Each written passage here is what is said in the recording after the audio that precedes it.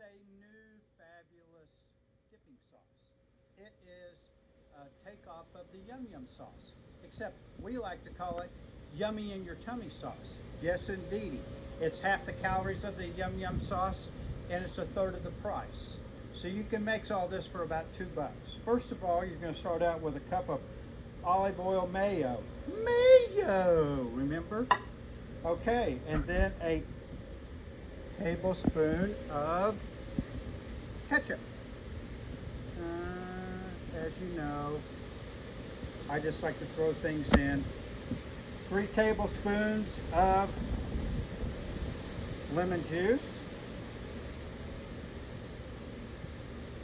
2 tablespoons of melted butter. A half of tablespoon of paprika and a half a tablespoon of garlic powder. Throw it all in. Look how easy this is. And you can even make a mess just like I did. Okay, then you got to do the stirring and the love. Okay, look at this. See how you mix this up? And you just stir it up, and voila. This baby's done. What did it take, a whole minute? My gosh, and you're ready to eat. You know, you've got chicken nuggets, you've got French fries, you've got whatever to dip in there. And another thing, tastes great with a cold beer. See you soon.